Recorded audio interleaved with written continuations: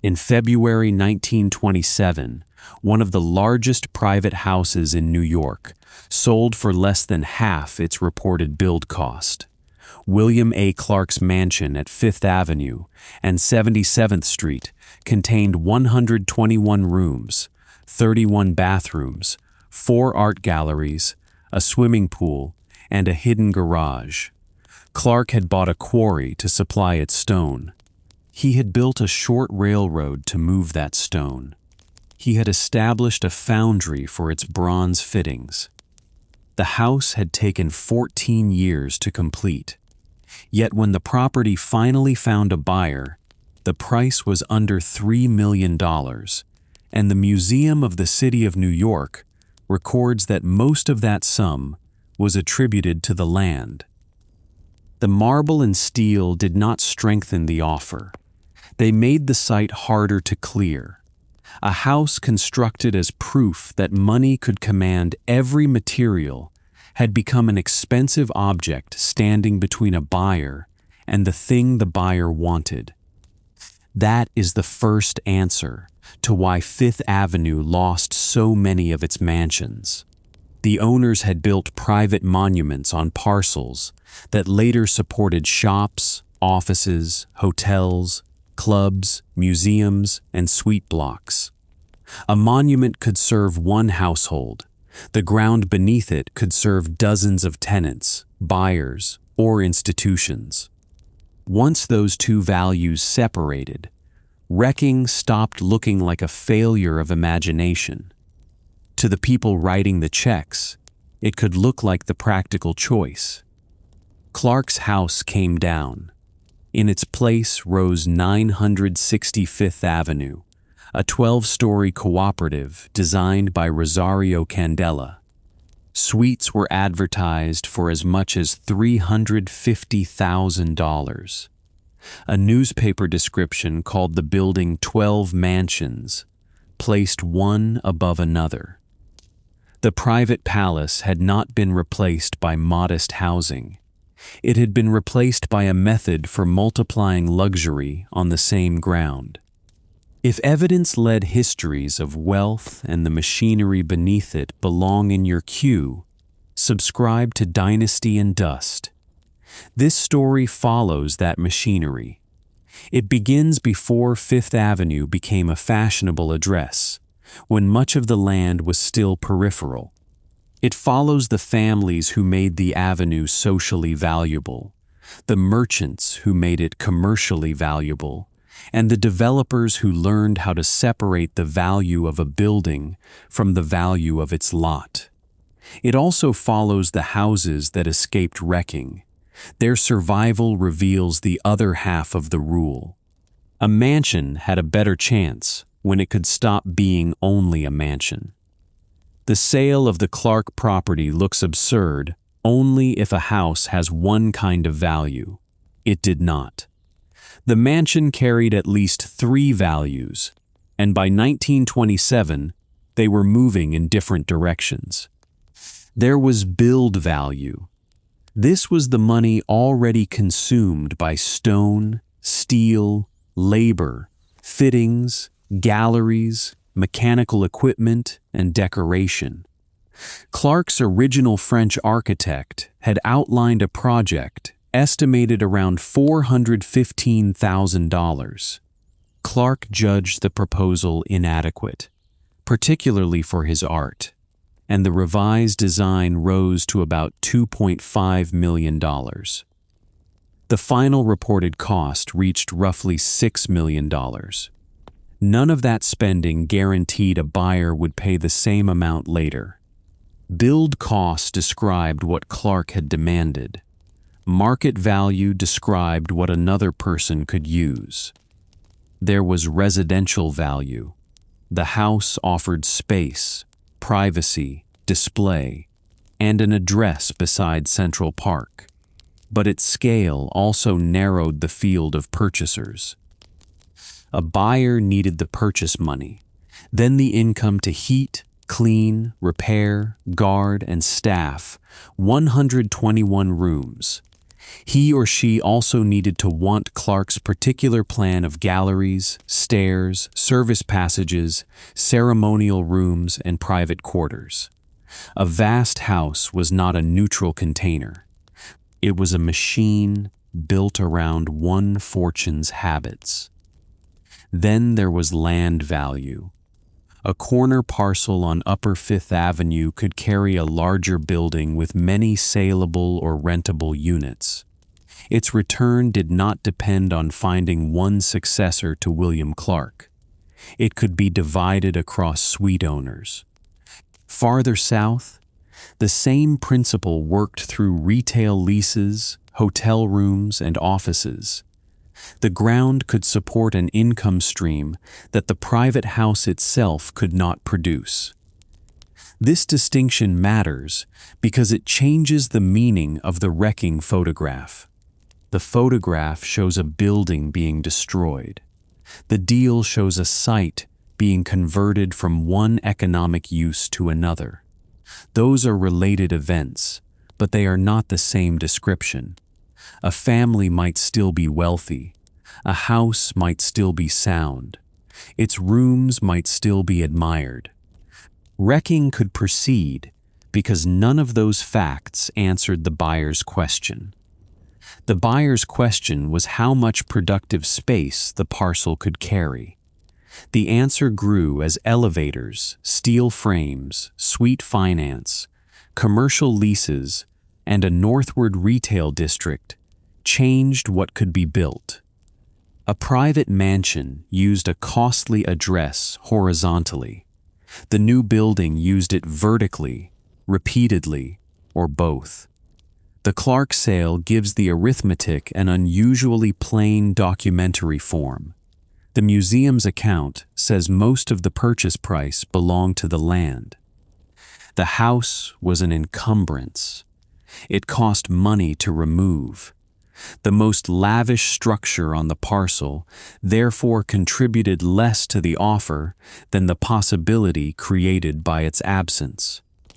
That possibility did not exist when Fifth Avenue was first laid across the city's common lands. In the late 18th century, surveyor Casimir Theodore Gork mapped 5-acre parcels north of the settled city. The road that provided access to them was called Middle Road. It later became Fifth Avenue. Wealthy New Yorkers bought some of the lots as long-term stakes, but money alone did not make the district urban. For decades, the center of population remained far to the south. The stretch below Central Park retained a rough, semi-rural character well into the 19th century. The institutions placed there tell the story. An orphan asylum stood near 50 Honest and 50 Twan streets. St. Luke's Hospital occupied land near 54th and 55th. A cattle yard operated around 5th Avenue and 54th Street. These were uses placed beyond the fashionable center, where large parcels remained available. The city's grid made the direction of future movement easy to imagine, even when the timing was uncertain. Streets and avenues converted open or institutional land into a sequence of blocks. As population and business moved north, each block could pass through several identities. A peripheral plot became a row house site. A row house became a shop. Several narrow lots became an office building. The grid did not determine what owners would build, but it made lot assembly and new uses legible. Central Park changed the meaning of the northern edge. Planned in the 1850s and built through the following decades, it created a vast public landscape beside land that private owners could market. Fifth Avenue became the park's ceremonial eastern border. Grand Army Plaza strengthened that role at 59th Street. The road now offered two things at once. It provided access through Manhattan and it provided an address facing a space that could not be filled with ordinary buildings. Churches and institutions added visual authority. St. Patrick's Cathedral rose between 50th and 50 Honest Streets. St. Thomas and Fifth Avenue Presbyterian occupied nearby sites. These structures gave the area public scale before the private palaces arrived in their greatest concentration. The crucial point is that Fifth Avenue's residential supremacy was made, not discovered. It depended on public works, land subdivision, institutional building, and the movement of people who agreed that the next fashionable address lay farther north. The mansions later appeared permanent because stone is heavy and social rules are repeated. Their setting was the product of an earlier conversion. This is why the avenue could change again. The families of the Gilded Age did not settle an untouched landscape. They entered a corridor already transformed by speculation, roads, utilities, and civic spending. The same process that lifted land into an elite residential market did not stop once the first ballroom opened. Mary Mason Jones understood the power of a coordinated frontage. In 1867, she commissioned a row of marble-faced houses on the east side of Fifth Avenue, between 57th and 58th Streets. Her sister, Rebecca Colford Jones, followed one block south with another lavish group.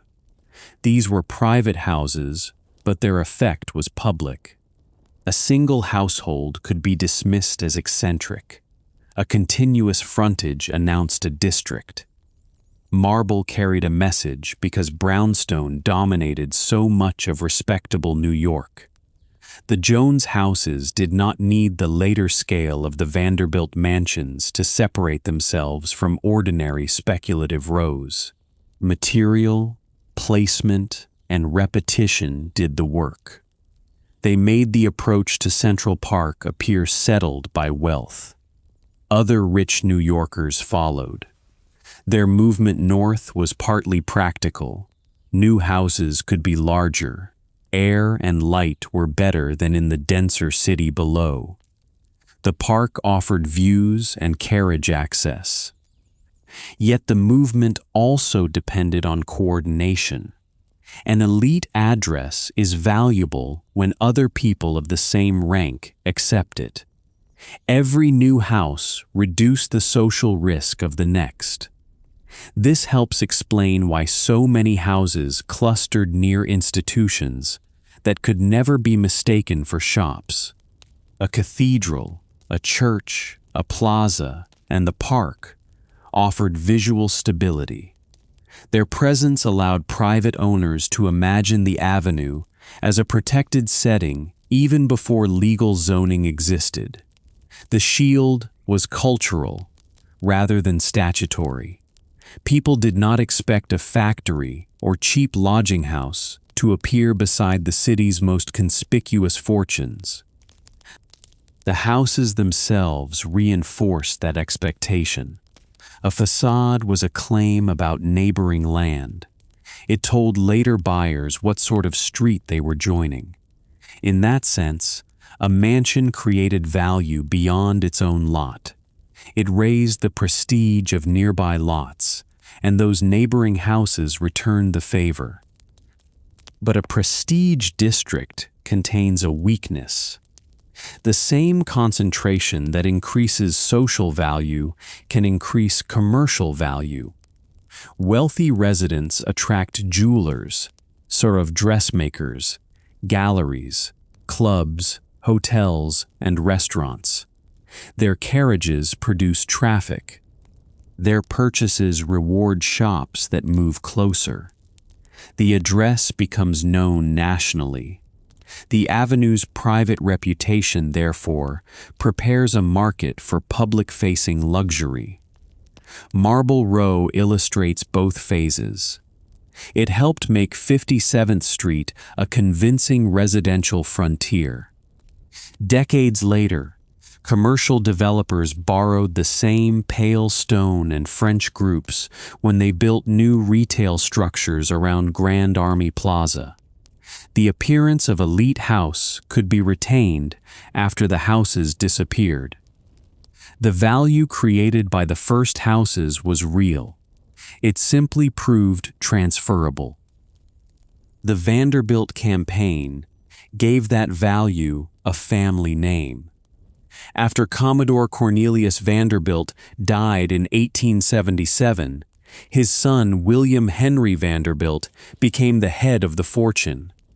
Beginning in 1879, the family placed a series of houses along the blocks below Central Park. William Henry built twin houses across the western block front, from 50 Honest to 50 Twan Street. His sons built nearby. Cornelius Vanderbilt II selected the northwest corner of 57th Street.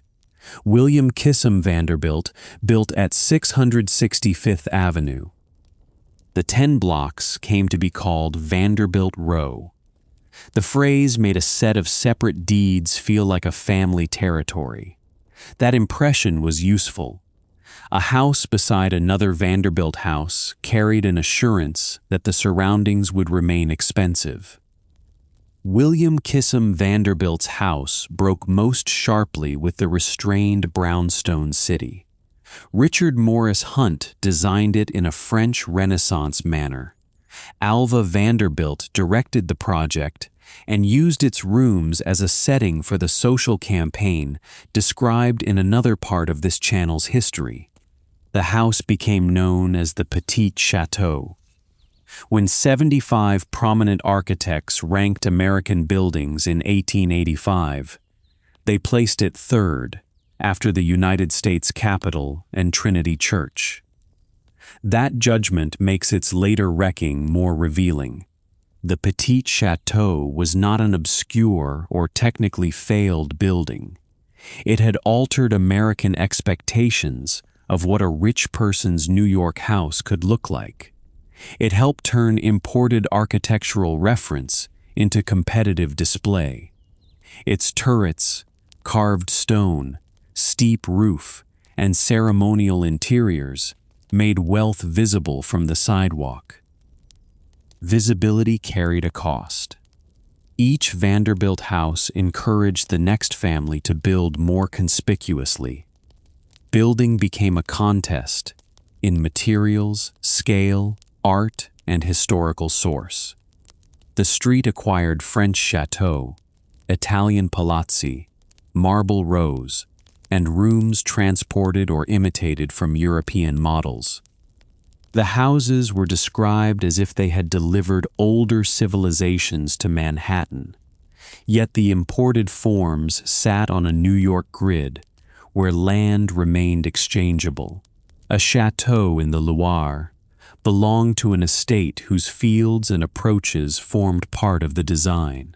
A chateau on Fifth Avenue occupied a rectangular parcel beside traffic and party walls. The facade might claim ancestry. The lot remained a commodity. Vanderbilt Row could dominate society without controlling the market around it. Its members owned important frontage, but they did not own the avenue. Other property holders could sell. Institutions could move. Retailers could advance. The family's architectural campaign gave Fifth Avenue an identity that would attract the very commerce it later tried to exclude. A mansion was also a workplace, though the street facade tried to keep that fact discreet. The ceremonial rooms faced guests. The operating rooms faced deliveries, fuel, laundry, food, ash, and staff circulation. A great house depended on both. The exact staff varied by family and year, but the jobs were familiar. Cooks and kitchen workers prepared meals whose service required timing and distance. Housemaids maintained rooms that might be used only on special occasions. Laundresses handled linen and clothing. Footmen received callers, carried messages, and served at table. Valets and ladies' maids worked close to employers. Coachmen and grooms belonged to the carriage era. Chauffeurs and mechanics entered as motor cars replaced horses. Engineers and furnace workers kept large mechanical systems functioning. A housekeeper or butler helped coordinate the whole. Architecture separated these workers without making them optional. Service stairs allowed movement between floors without crossing the principal route. Back corridors connected kitchens, pantries, bedrooms, and workrooms. Basement or upper floor quarters placed employees inside the house, while marking their distance from the family rooms. Bells converted a private wish into a signal somewhere else in the building. The result was not simply luxury. It was labor organized around one household schedule. A ballroom required cleaning before any ball and resetting after it. A gallery required care whether the owner viewed the paintings that day or not.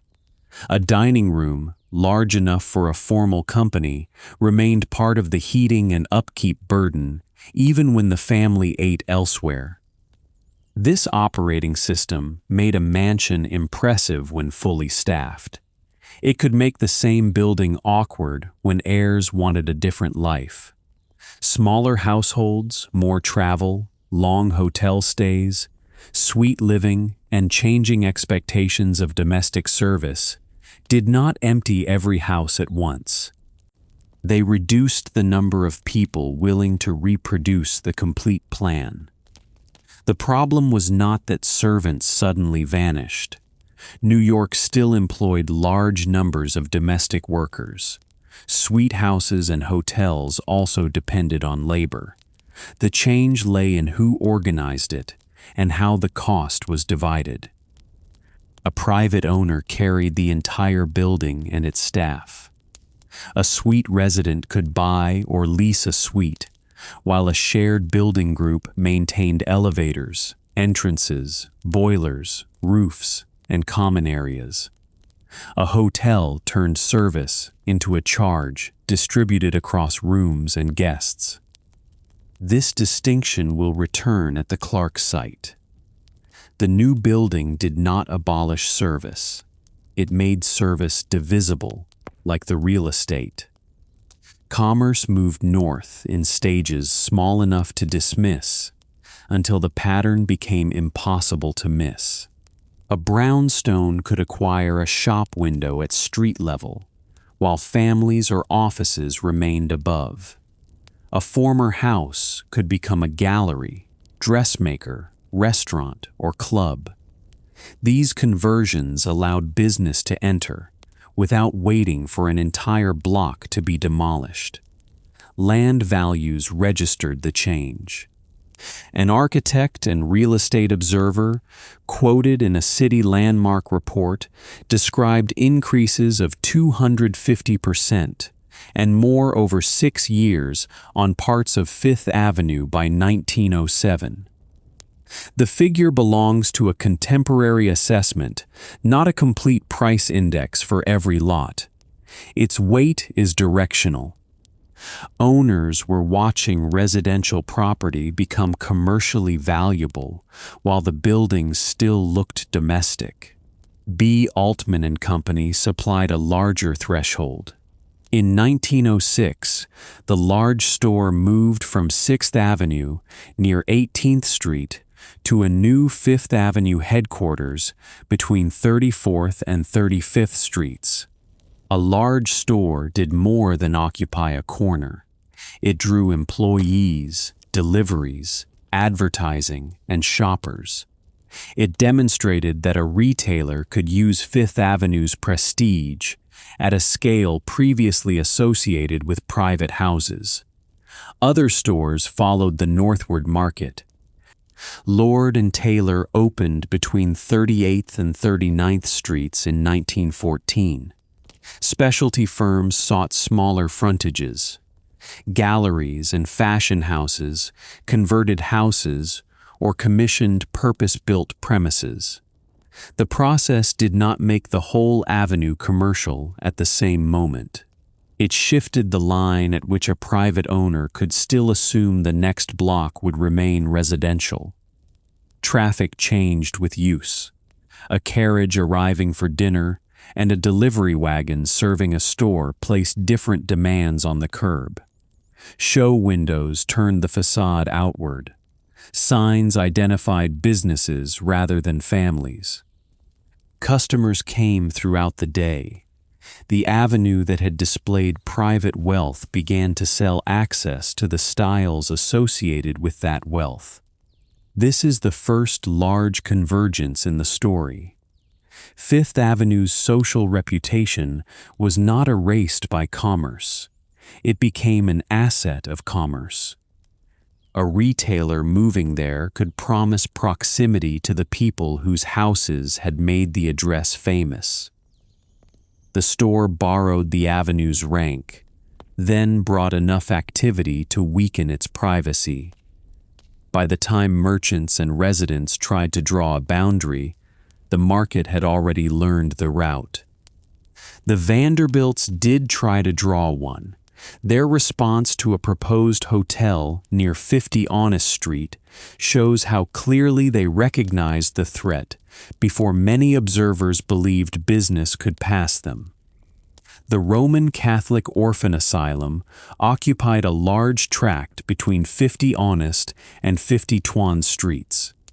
At the end of 1899, the institution arranged to sell much of the property and move to the Bronx.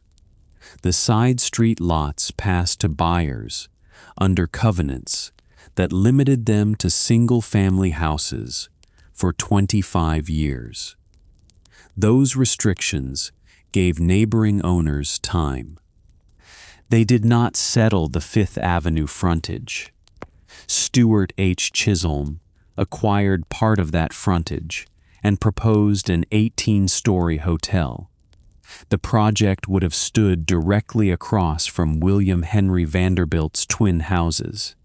It threatened more than a view. A tall hotel meant guests, staff, deliveries, lights, signs, and a public business operating at all hours. It would establish a use that other owners could cite when they sold. The family responded through the New York Realty Company. It acquired the property and stopped the hotel. The northern part, at 651 to 653 Fifth Avenue, went to Morton Plant, with the understanding that he would build a first-class private house. The Vanderbilts retained 645 to 647 and commissioned Hunt and Hunt to design the Marble Twins. The resulting group of new houses made the avenue appear residential again. This kept houses on the block through deeds, contracts, and compatible new homes. There was no city landmark law. The city's landmarks board itself would not exist until 1965. The family could protect the surroundings only by controlling a parcel, finding a cooperative buyer, or attaching a covenant that future owners would have to obey. The method worked in the short term. It also exposed the price of control. Every threatened lot required money and legal notice. A family powerful enough to buy land across the street could delay an unwanted use, but delay was not immunity. Covenants expired. Heirs sold. A house changed hands. The market kept offering commercial buyers a reason to test each barrier. The episode at 50 Honest Street also clarifies what later wrecking did not mean. The Vanderbilts were not unaware. They saw the commercial advance and acted against it. Their failure was not a failure to understand that an 18-story hotel would alter the row. They could not make every other owner accept the same preference forever. One of the houses created by that defensive action would survive. The Morton plant house became Cartier. Its conversion will matter near the end of this story because it shows a private house saved by the very commerce it had been built to exclude. The family's barrier did not hold. Part of the barrier itself endured by changing sides. The Fifth Avenue Association formed in 1907, the same year observers were describing the avenue's rapid economic and architectural change. Its members and aims reveal a new stage. The effort to manage Fifth Avenue no longer belonged only to residents defending quiet blocks. Merchants and landowners wanted orderly growth, civic work, and a shield for an elite shopping district. That qualification matters. Commerce was not one undivided force. A perfume house, a jeweler, a large store, a garment factory, and a street vendor could all be commercial, yet they did not make the same claim on Fifth Avenue. Luxury retailers wanted crowds with money. They did not necessarily want manufacturing congestion, hand trucks, freight, or thousands of workers filling the sidewalks at noon.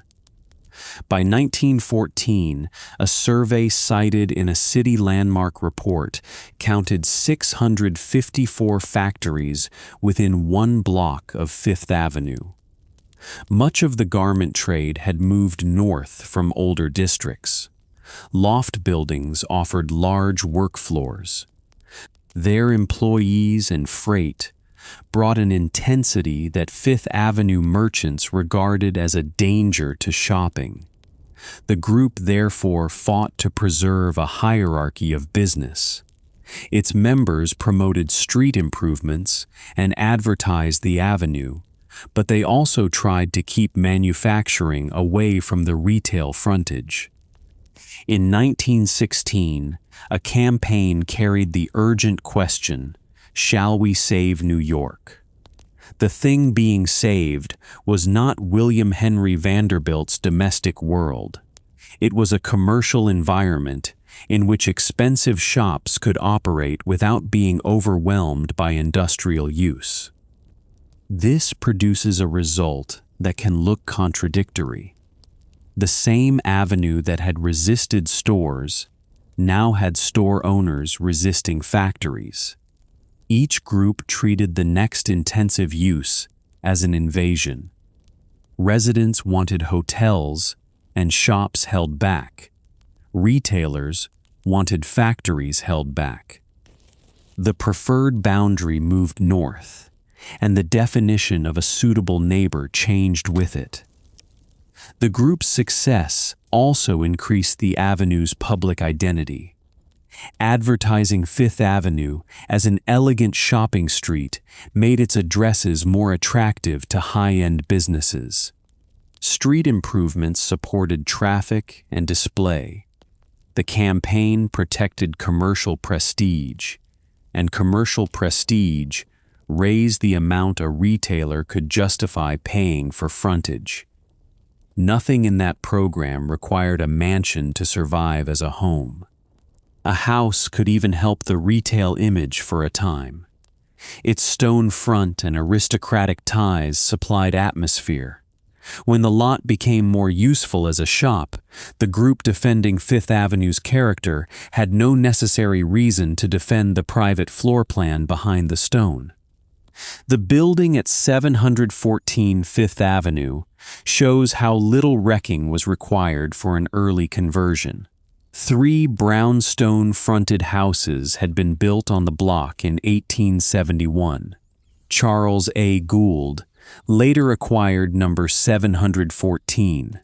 In 1906, he hired architect Woodruff Leeming to remake the building for commercial use. The transformation concentrated on the facade. Large areas of glass brought light into deep floors that had few side windows. The windows also displayed names and goods to pedestrians. French details and a mansard roof kept the building visually compatible with prestigious neighbors. It could announce business without looking like a warehouse. Perfumer François Coty leased the building in 1910 for his American headquarters. Decorative glass associated with René Lalique was installed across the upper stories. The result joined commerce and luxury in a form that Fifth Avenue could claim as its own. A facade once organized around privacy became a frame for light, branding, and display. The address is useful because it removes the false choice between total saving and total destruction. A building could keep its walls, height, roofline, and a refined architectural language while changing almost everything about how it met the street. It could lease multiple floors. It could sublease parts of the premises. It could make the old residential scale serve a business. This type of conversion bought time. It allowed commerce to advance through individual lots before developers assembled entire blocks. It also trained owners to see a house as a structure whose frontage and floor levels could be repurposed. Once that idea became ordinary, a private house no longer needed to find another private resident. The contemporary estimate that some Fifth Avenue real estate had increased 250% or more in 6 years appeared in this setting. The same observer described more pedestrians, shoppers, carriages, and motor cars. Price and human activity were changing together. A commercial facade could capture both by exposing goods to the sidewalk and bringing usable light to the interior. Number 714 survived this transition because the new use accepted much of its scale. Other lots would face proposals that demanded deeper excavation, taller steel frames, and different cores. The choice then became harsher. But the first commercial alterations had already weakened the idea that the house and the address were inseparable. The street could retain French stone, a mansard roof, and artistic glass, while ceasing to be residential. Appearance might remain familiar. Title, circulation, and income had moved into a different world. The physical street helped decide which world would prevail. A private house avenue could tolerate movement that arrived in pulses. Carriages gathered for dinners, balls, church services, and park drives. Commerce produced a longer working day. Employees arrived in the morning. Deliveries competed for curb space. Shoppers crossed between stores. Restaurants and hotels extended activity into the evening. Motor cars intensified the conflict without creating it. They moved faster than horse traffic, required new forms of storage and repair, and made upper addresses easier to reach from other parts of the city.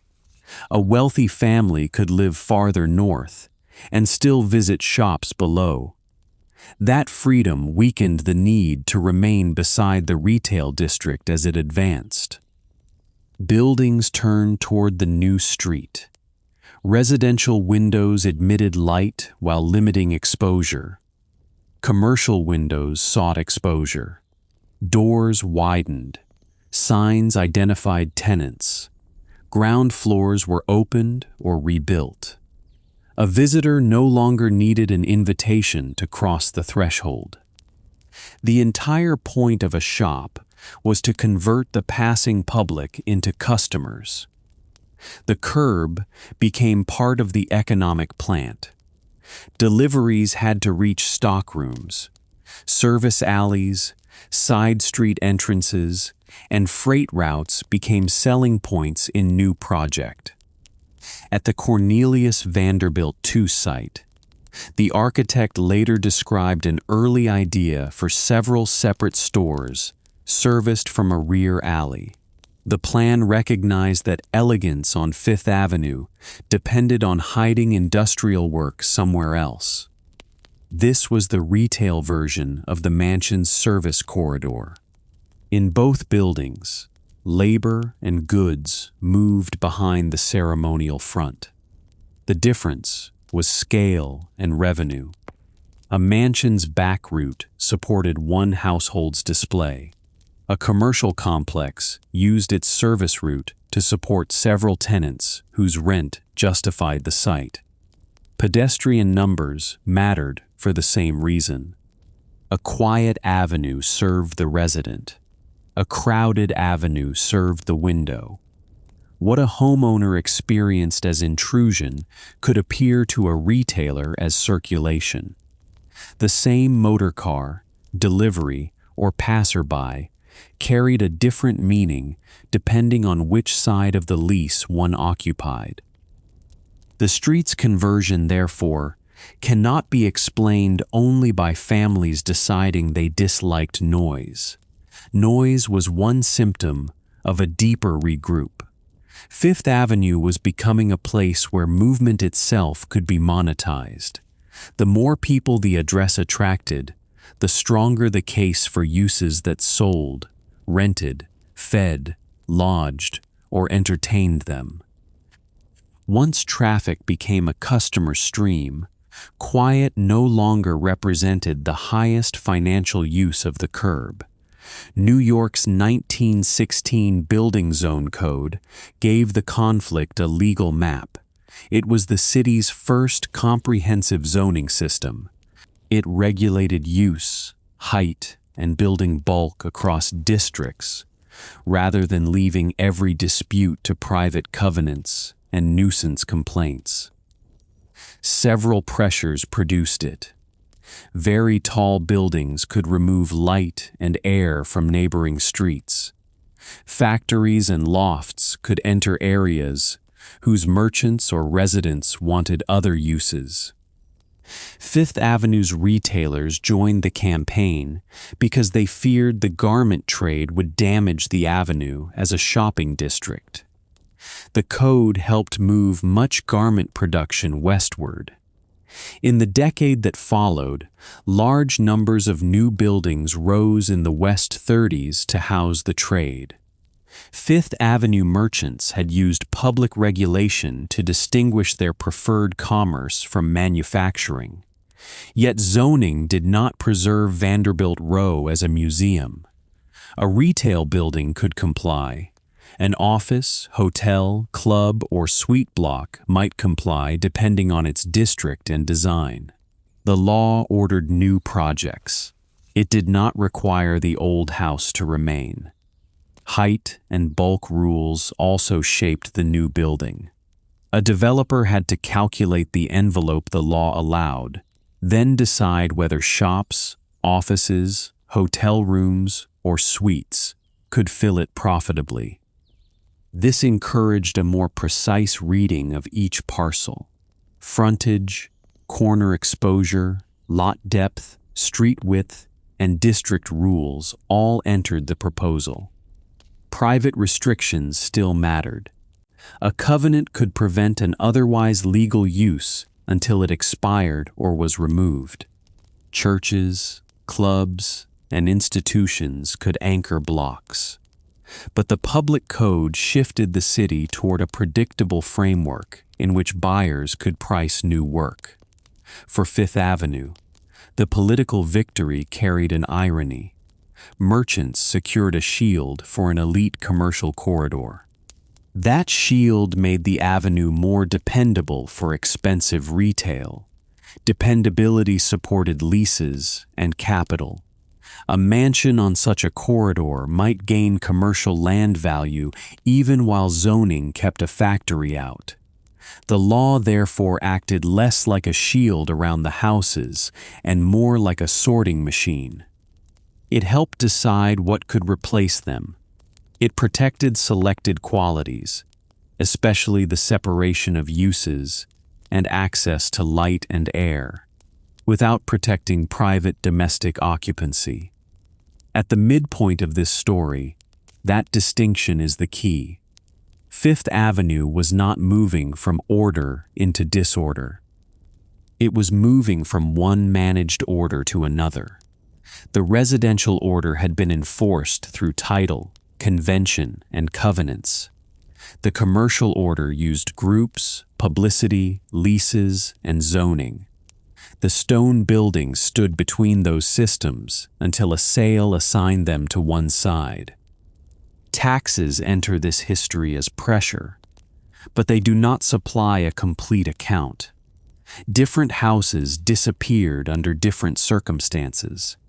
Some families lost money, some estates divided assets.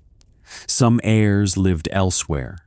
Some owners remained extremely rich and sold because the offer for the site was compelling.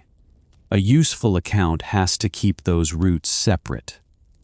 The federal estate tax created by the Revenue Act of 1916 changed the obligations that could arrive at death. The law taxed transfers from large estates and provided a $50,000 exemption for resident estates. Its rates and later revisions belong to a longer fiscal history. For Fifth Avenue, the immediate point is that an illiquid house could sit inside an estate that also needed cash, valuations, and division among beneficiaries. Property tax worked differently. It continued while an owner held the site. The city landmark account of the Cornelius Vanderbilt II property specifically identifies burdensome property taxes among the pressures Alice Vanderbilt faced as the neighborhood changed. The house occupied a parcel whose assessment reflected a valuable location, even if the building produced no rent. Upkeep added recurring costs: roofs, stone, boilers, plumbing, elevators, galleries, and unused rooms still required notice. Staffing converted scale into payroll. Insurance and fuel did the same. None of these burdens proves that a particular family could not pay. They changed what continuing to pay accomplished. Death often forced the question into the open. William Kissam Vanderbilt died in 1920, and the Petit Chateau was offered for sale within months. William A. Clark died in March 1925, and his mansion entered a difficult market soon after. Cornelius Vanderbilt II had died much earlier, but his widow Alice remained in the 57th Street house until the commercial surroundings and tax burden helped make sale reasonable. The repeated sequence can tempt a simple conclusion that heirs did not care. The records support a more concrete one. An estate or widow could inherit a building designed around a previous generation, while the market offered a price based on an entirely new use. Sentiment then had to compete with tax, division, upkeep, and opportunity. Some owners refused for years. Others attached conditions. Some gave houses to institutions. Some converted them. The decision was never automatic. But once the land could command millions from a developer, keeping a private house meant declining the alternative year after year. Wealth made that choice possible. It did not make the alternative disappear. Saks crossed the old residential line with a large store built between 49th and 50th Streets from 1922 to 1924. Its arrival did not stand alone. B. Altman had established the lower route in 1906. Lord and Taylor had followed. Bergdorf Goodman had moved through a succession of Fifth Avenue addresses. Galleries, dressmakers, jewelers, and perfumers filled smaller sites between the major stores. The Saks project mattered because it placed a large retail operation beside St. Patrick's Cathedral and close to Rockefeller Center's future site. The part of Fifth Avenue that a 1907 real estate editor had expected the Vanderbilts to defend was now a market for department store frontage. Retail did not erase exclusivity. Saks depended on it. The store's address became part of its name. Fifth Avenue no longer referred only to a road or a group of households. It had become a retail credential that could travel through advertising and packaging. This changes the question asked of every surviving mansion. Its owners were no longer comparing their home with an ordinary store on an ordinary street. They were comparing it with a lease or sale on one of the most recognized shopping corridors in the country. A restrained commercial building could borrow the materials of the houses around it. A large store could promise selection, service, and public access to luxury. The private house no longer monopolized the avenue's prestige. The growth of suite blocks added another bidder north of the retail core. Hotels added another. Clubs, schools, galleries, and institutions offered intermediate uses. A seller could choose among forms of conversion that differed in height and audience, but shared one feature. They placed more than one household's private life on the parcel. The midpoint correction is therefore complete.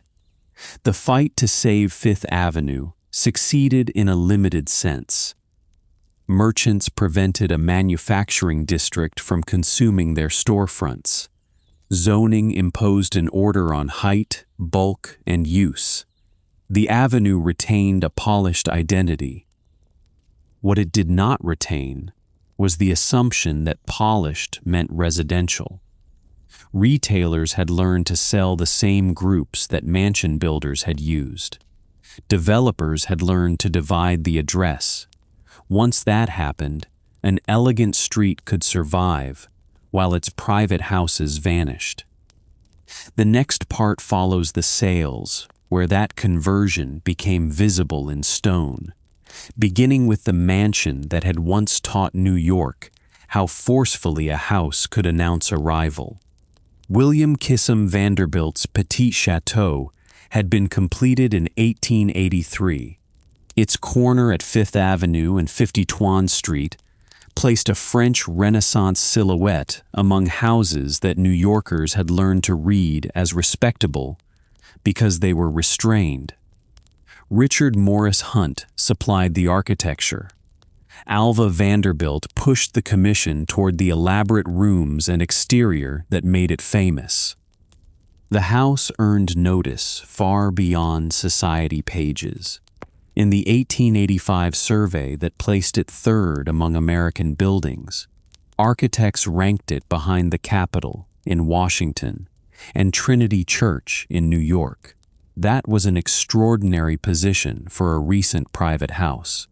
It meant colleagues saw more than expensive decoration. They saw a building that had changed the national architectural conversation. Its weight did not grant it a special legal status. New York had no landmarks ordinance and no review board that could delay a wrecking permit. The owner of the lot could sell, and a buyer could remove the house if ordinary building rules were met. William Kissam Vanderbilt died in July 1920. The mansion was offered within months. A house that had helped admit the family to old New York now belonged to an estate dealing with a different avenue. Large stores stood below. Specialty shops pressed around the Vanderbilt blocks. Large buildings looked down into private gardens and rear yards. The address still conferred rank, though the buyers seeking it increasingly represented companies. The Petit Chateau lasted until 1926. Its wrecking came 43 years after completion. That lifespan was longer than Clark's mansion achieved, but short enough for adults who had watched it rise to see the site cleared. The sequence resists a comforting account that the house had been embarrassing or forgotten. It remained a landmark in the ordinary sense of the word. Its architecture appeared in histories of the avenue. Its tie to Alva's ball gave it a secure place in accounts of society. Admiration did not produce a purchaser willing to maintain it as a single home at a commercial corner. The removal also demonstrated that fame could increase salvage without preventing wreckage. Rooms, mantels, carving, metalwork, furniture, and art could be detached or sold. A wrecking contractor could treat materials as inventory. The building as a whole still disappeared. This was one of the cruelties of the parcel market. Architecture is experienced as a whole, but property can be priced by frontage and square feet. The better the corner, the stronger the pressure to build something that used the corner throughout the day and through more floors. The Petit Chateau's roofline had made it visible. That same visibility made the site attractive for a building carrying signs, windows, and commercial tenants. Its wrecking also closed a family cycle. The house had announced that the Vanderbilts could command architects, craftsmen, European references, and New York society. By 1926, buyers did not dispute that victory.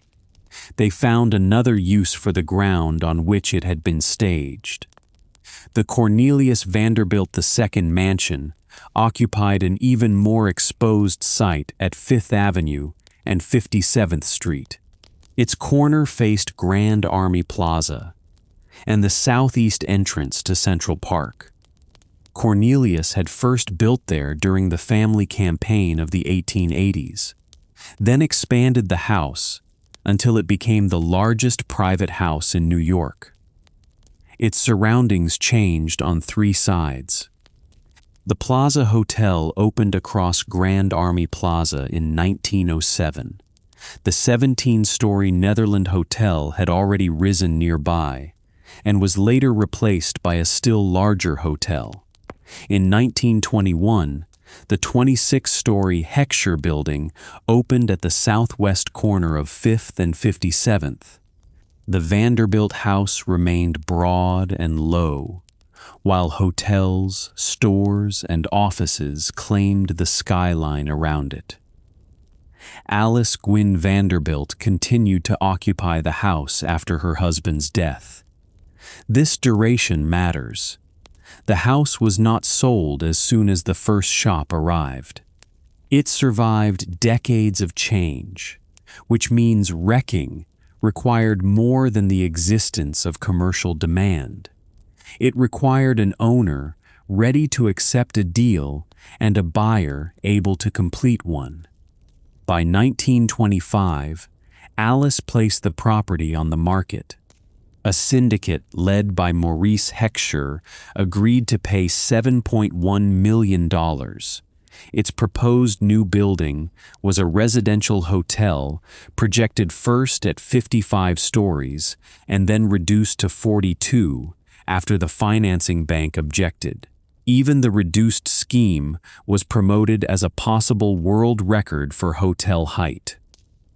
The plan failed. The syndicate could not complete its payment.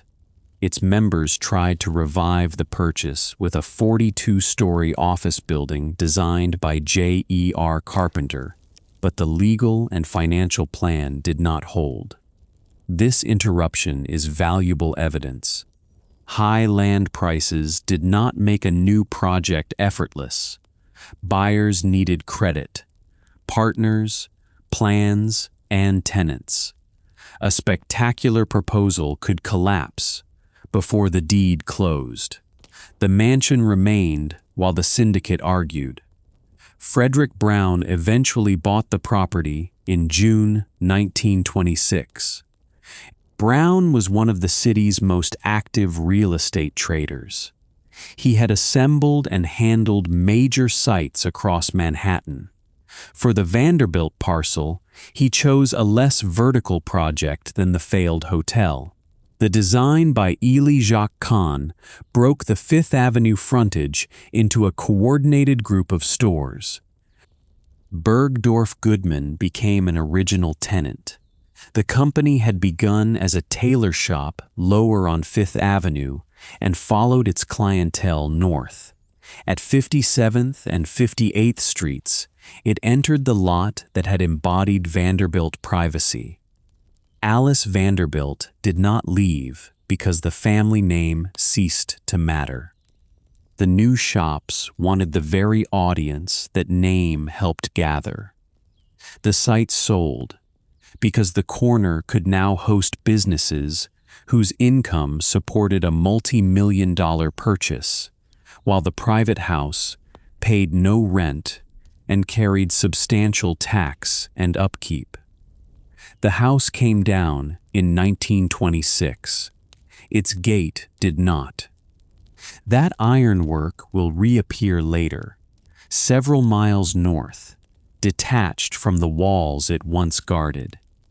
Élie Jacques Kahn's assignment for Frederick Brown was not simply to put a large store where a house had stood.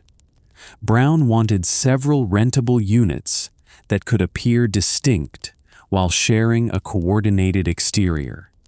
Kahn later recalled an early idea for a series of stores served from a rear alley. The alley scheme changed during design, but 7 linked buildings remained legible above the lower floors. This plan divided risk. A single tower required a large tenant plan and heavy financing. A group of smaller stores could attract luxury firms seeking their own door and display windows. Each frontage could carry a separate identity. Behind the marble, build work and services could be coordinated. Benjamin Winter made a related decision at another Vanderbilt property near 50 Tuan Street. He initially considered a 33-story skyscraper, then responded to demand from exclusive shops for smaller individual buildings. The land commanded intensive use, but intensive did not always mean tallest. Retail income depended on usable frontage, visibility, and the right tenants. Kahn used white marble, green roof surfaces, arches, balconies, and French references that suited Grand Army Plaza. These choices were not acts of disguise. The buildings were designed for show windows and store entrances, yet their materials connected the complex to the Plaza Hotel, Marble Row, and the vanished Mansion District. The developer could therefore clear a Vanderbilt house while selling architectural continuity. Customers approaching the corner still encountered pale stone and an image of European refinement. The private rooms had gone. The avenue's luxury groups had been transferred to merchandise. Bergdorf Goodman signed a 21-year lease before the complex was complete. A long lease gave the project an anchor and gave the retailer an address at the head of the shopping corridor. The company first occupied the northern part, then expanded, and eventually acquired almost the entire group. The parcel had once concentrated space in one family house. Brown's plan divided it among commercial occupants. Over time, Bergdorf reversed some of that division as it grew, but the space remained productive floor by floor. Windows could be changed. Lower stories could be joined. Departments could move. The building could adjust without returning to bare land. This flexibility explains why the new building outlived the mansion. A private house had been tailored to ceremonies and household routines. The commercial group could accept changing tenants and merchandise. Even when Bergdorf occupied more of it, the internal program could be revised without erasing the whole structure. The project also defeats a simple equation between wrecking and maximum height. The first buyers proposed 55 stories. Brown built a group of buildings only 6 to 9 stories high. What mattered was not height by itself. It was a use that earned enough from the corner.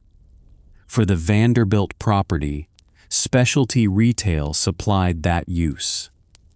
The Clark Mansion stood farther north, at the northeast corner of 5th Avenue and 77th Street. Its distance from Saks and Bergdorf did not protect it, because Upper 5th Avenue faced a different form of demand. Here, the strongest new building was not a large store. It was the luxury suite block. William Andrews Clark had built his fortune in Western mining, railroads, banking, and copper. In New York, he acquired enough land to enlarge the mansion, while plans were still being revised. His notice centered on art galleries capable of holding a large collection. The building process became a private supply chain. Clark purchased a New Hampshire quarry for $50,000. A railroad moved stone from it. A foundry fabricated bronze. Marble arrived from Italy.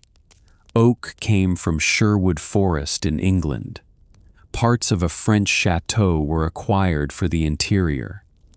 These facts are sometimes presented only as extravagance. They also explain why the structure discouraged purchasers. Materials had been gathered for permanence. They produced mass that a wrecking crew would have to cut, lower, sort, and cart through Manhattan streets. The house took 14 years to finish. The Museum of the City of New York dates completion 14 years before Clark's death in March 1925. That compressed the period in which the original owner actually used the final result. The art galleries that had expanded the plans also complicated his will. Clark offered much of the art to the Metropolitan Museum of Art on the condition that it received dedicated, permanently maintained galleries carrying his name. The museum declined.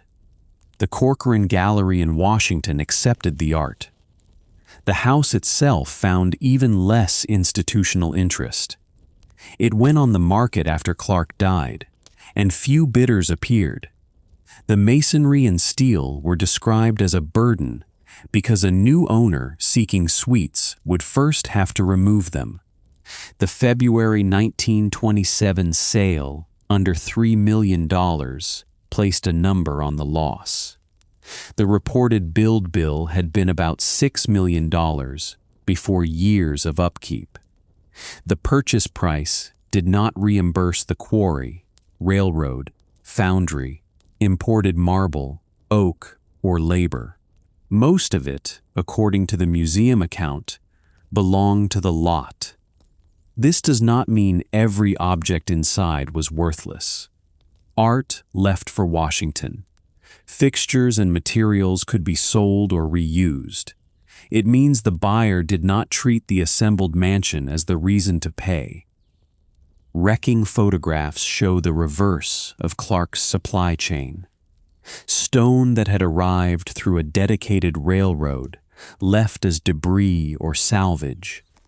Bronze fittings returned to the category of metalwork. Rooms imported from Europe lost their place in a New York sequence. The house that had combined them came apart so the corner could be excavated again. Rosario Candela and Warren and Wetmore designed 965th Avenue for the cleared Clark site. Candela had become one of the architects most closely associated with New York's luxury suite blocks. His work answered a social problem as well as a floor plan problem. Rich residents wanted large rooms, service, privacy, and Central Park addresses without maintaining a detached urban palace. The cooperative offered 12 stories and a small number of very large houses. Contemporary advertising priced some suites as high as $350,000. A newspaper phrase described the building as 12 mansions stacked one above another. The comparison was marketing, but it identified the product accurately. The suite block did not ask buyers to abandon grandeur. It reorganized grandeur around a shared structure. The elevator replaced the ceremonial stair as the principal vertical route between address and home. A doorman and lobby controlled arrival. Boilers, roof, exterior walls, and major mechanical systems served the building as a whole. Service rooms and staff circulation could still be planned, but each resident did not need a separate street entrance, foundation, roof, furnace plant, and full lot. The deed form also changed. In a cooperative, residents bought shares connected to a proprietary lease rather than a separate deed to a suite. That plan allowed a group to control admissions and maintain social selectivity. A family could trade the architectural independence of a mansion for a different kind of collective gatekeeping. The Clark parcel could now support several fortunes.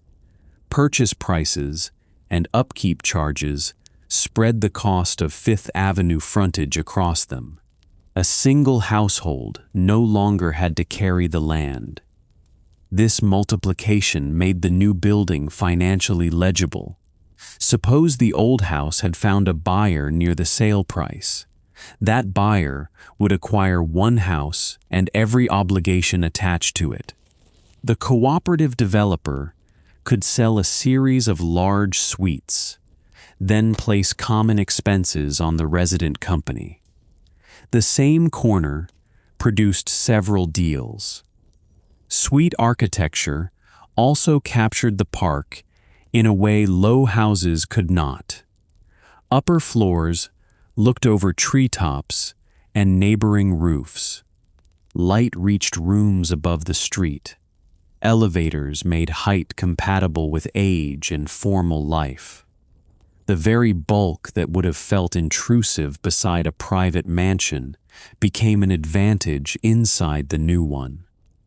The New York Times comparison to stacked mansions contained a quiet admission. The Gilded Age appetite for privacy, art, servants, dining rooms, and controlled company had not ended. The container had changed. Where Clark had assembled 121 rooms for one household and its guests, 965th Avenue sold separate domains inside one frame. Its success showed why a mansion could be worth less than its land without Upper Fifth Avenue becoming less wealthy. Suite living did not eliminate domestic work. It separated work performed inside a family's rooms from work performed for the building. A resident might still employ a cook, maid, nurse, valet, or personal secretary. Large suites included service rooms and back passages. Formal dinners still required preparation and cleaning. Clothing, children, guests, and travel continued to create household labor. Outside the suite door, Another payroll took over. Elevator operators moved residents and deliveries. Doormen watched entrances and called cars. Porters handled packages, ash, and common corridors. Engineers maintained boilers and machinery. Superintendents managed repairs and contractors. The roof, facade, lobby, and major pipes belonged to one group rather than 12 separate owners. This division altered the employer's burden. A mansion owner hired or contracted for everything from front step to attic. A suite resident paid building charges that covered common staff and equipment. The cost remained real, but it arrived as a share. Hotels carried the division further. A family could rent rooms or a suite and receive food, laundry, heating, reception, and upkeep from a commercial operator. Extended hotel stays offered wealthy widows and couples a way to keep service without running a city house. Clubs provided dining and guest facilities. Restaurants reduced the number of meals that had to be produced at home. The shift affected workers unevenly. Some private house positions continued in suites. Others moved into centralized building or hotel employment. A porter serving many residents occupied a different relationship from a footman serving one family. The work might be steadier or more specialized. It could also be more impersonal and supervised by a manager rather than the household. No surviving payroll can reduce the change to a single count for the whole avenue. Houses closed at different dates. Employees found other posts, left domestic service, married, retired, or disappeared from records that had never described them fully. The plans and payrolls show this much. Fewer great private houses meant fewer staffs arranged around one family's entire building. More suites and hotels meant more service arranged around shared property. That distinction helps explain why some heirs preferred the new housing even when they could afford the old. They kept many comforts while transferring the building's operation to a company. They could lock a suite and travel. They could avoid managing a quarry-sized repair problem. They could remain on Fifth Avenue after the family house was gone. The servants did not cause the wrecking. Their labor shows what a buyer had to reproduce if the mansion remained a home. The suite offered another way to buy the same result. The Morton and Nellie Plant House stood at 651 to 653 Fifth Avenue, the parcel the Vanderbilts had bought to stop an 18-story hotel. Banker and yachtsman Morton Plant hired Robert W. Gibson to design the 6-story house.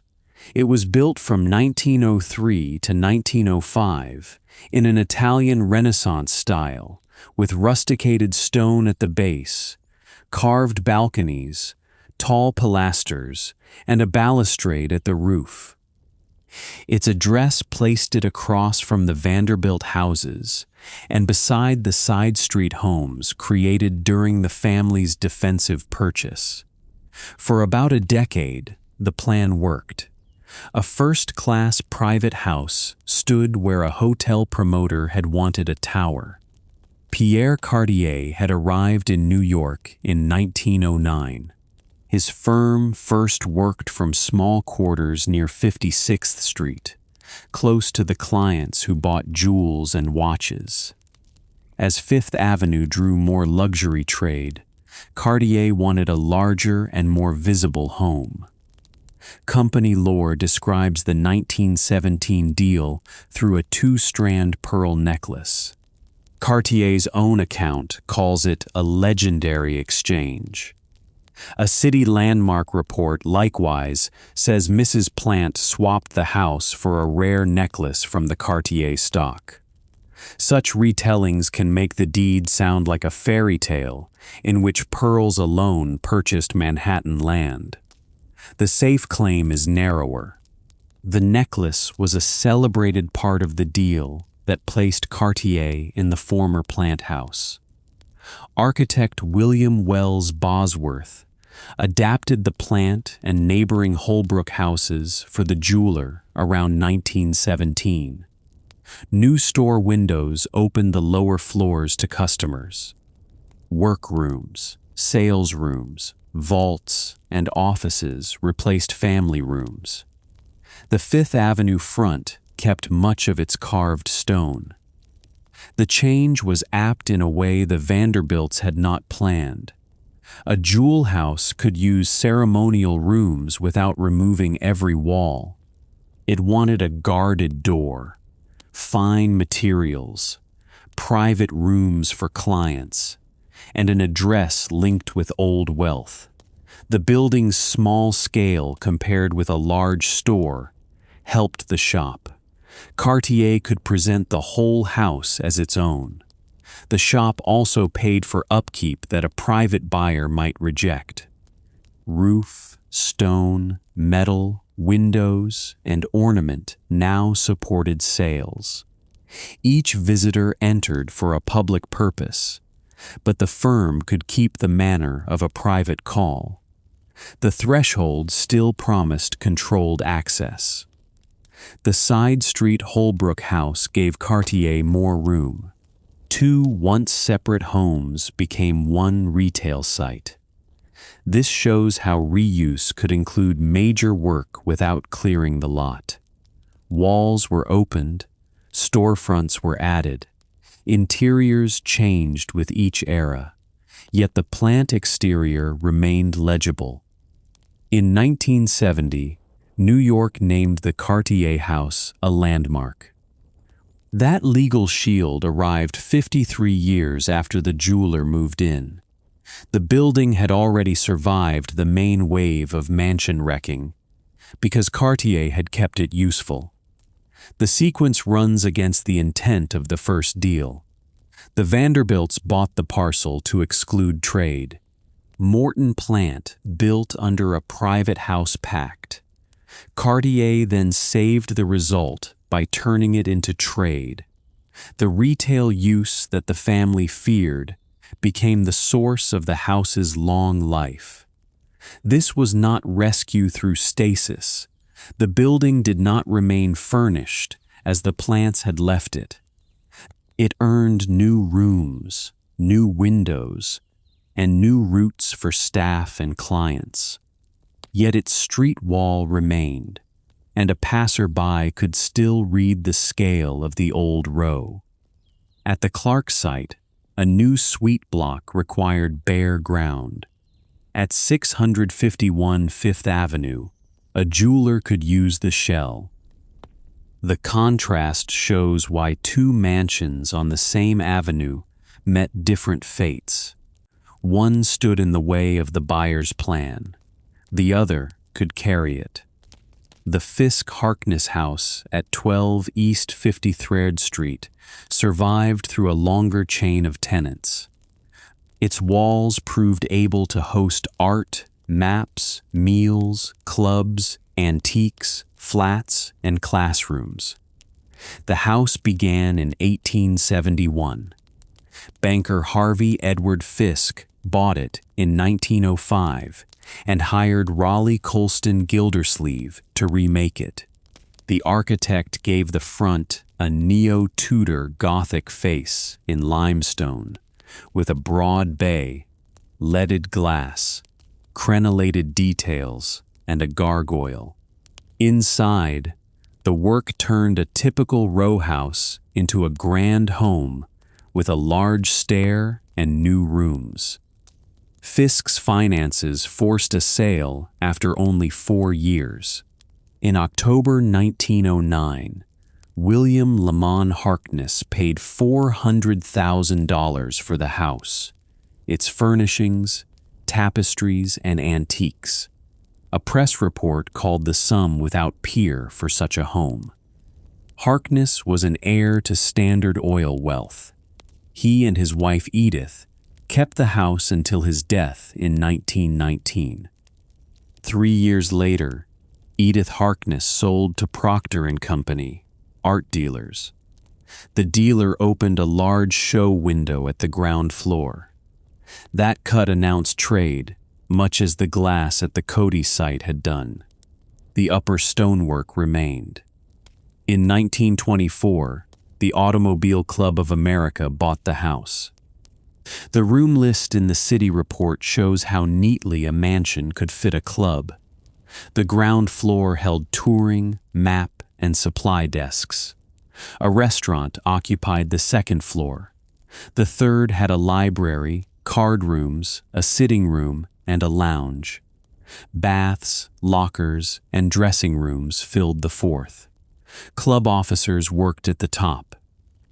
Many of those uses resembled rooms already found in a rich home. Dining moved from invited guests to members. The library became shared. Reception rooms became lounges. Bedrooms and service rooms could accept offices or lockers. The main stair still led members through a sequence meant to impress. The club did not last. It folded in 1932 as the Depression cut spending on costly leisure. The house went through foreclosure and may have stood empty for a time. Simon's Galleries leased it from 1938 to 1949 for antiques. Flats occupied some upper floors by 1940. In 1965, the Laboratory Institute of Merchandising, now LIM College, took the site for a school tied to fashion and trade. Each tenant altered some part. The ground floor display window is the clearest mark. Some stone mullions and tracery changed. The rooms did not remain as Fisk or Harkness knew them. Still, the facade came through the chain with enough fabric that the city made it a landmark in 2011. The chain also shows that reuse was not a smooth upward path. The club failed. The bank foreclosed. Rooms were split. A later tenant adjusted them again. Survival meant enduring gaps and imperfect fits, not securing one eternal patron. Compare the house with a larger mansion on Fifth itself. The side street lot drew less pressure for a tower. Its width and floor count suited one tenant at a time. A club or school could occupy the whole house without paying for the kind of corner that Saks or Bergdorf wanted. The very limits that made it less attractive for a huge new project made it easier to keep. Its stair, dining floor, library rooms, and upper offices could be relabeled at lower cost than a full clearance and new tower. No one in 1871 had planned a motor club. No one in 1906 had designed a college. The old plan simply offered rooms that later users could bend. This is the second route out of wrecking. Cartier supplied a wealthy retail tenant with a close fit. Fisk-Harkness survived through a relay of less stable fits. In both cases, the house gave the next occupant enough useful floor and enough social cachet to justify working with the shell. Museum and school use offered a third route, often through a gift or will rather than an open market bid. Henry Clay Frick built at 1 East 70th Street in 1913 and 1914. Thomas Hastings designed the house beside Central Park for Frick's family and art. From the start, Frick intended that the house and works would form a museum after he and his wife died. His will made that plan firm after his death in 1919. Adelaide Frick remained in the house until 1931. Trustees then worked with John Russell Pope to add galleries and prepare the rooms for visitors. The Frick opened to the public in December 1935. This plan solved the air problem before a sale. The art and the house were bound to a funded public purpose. The trustees did not have to ask whether a hotel or suite block would pay more for the lot. Their task came from the will. The house also suited the art. Paintings, sculpture, furniture, and decorative arts had been chosen for rooms whose scale and light shaped their display. A visitor could move through domestic spaces rather than a neutral hall. The building became part of the museum's claim. Frick's route was rare because it required a major body of art, a clear will, money for long-term care, and a site that trustees could hold. Clark had tried to bind his art to dedicated galleries at the Metropolitan Museum. The museum declined his terms, and the art went to Washington without the house. Two collectors could seek a named legacy and reach opposite results because the recipient and terms differed. Andrew Carnegie's house at 2 East 90 Honest Street found its museum role much later. Carnegie had bought the site in 1898 and built far north of the old Vanderbilt blocks. His move helped give the area the name Carnegie Hill. The house stood on a broad lot with a garden. After family use ended, the Carnegie Company held it. In 1972, the company gave the house to the Smithsonian so it could hold the Cooper Union Museum's design works. The donor and Federal Museum joined a large shell with a set of objects that needed a home. Cooper Hewitt still occupies it. At 1 East 78th Street, the James B. Duke House became a school. Horace Trumbauer designed it for the tobacco magnate, and work finished in 1912. In 1958, Duke's widow Nanaline and daughter Doris gave it to New York University for the Institute of Fine Arts. The changes inside are almost a guide to reuse. The ballroom became a lecture hall. Its musicians' gallery held projectors. Bedrooms became subject libraries. Servants' rooms became faculty offices. The old hierarchy of rooms did not vanish from the plan, but each room took a new academic job. Felix and Frida Warburg's French Gothic house at 1109 Fifth Avenue followed a museum path.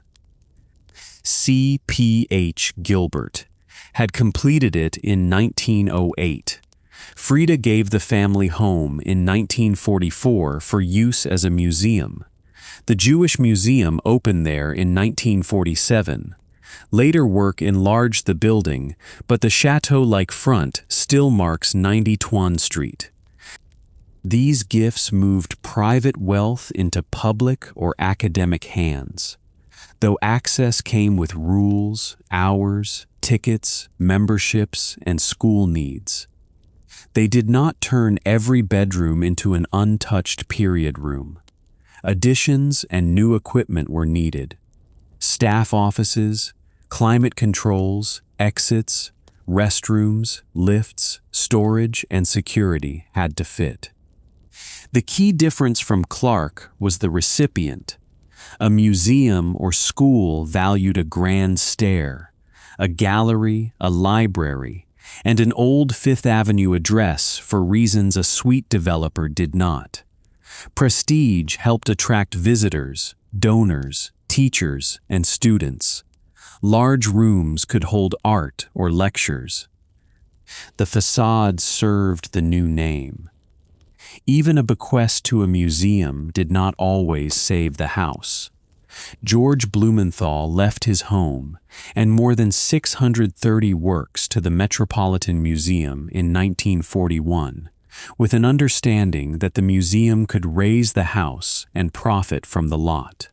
The art entered the Met. The house did not become its shrine. The gift terms allowed the land to support the museum in cash. That case sharpens the rule. A charitable owner was not enough. Great art was not enough. A famous address was not enough.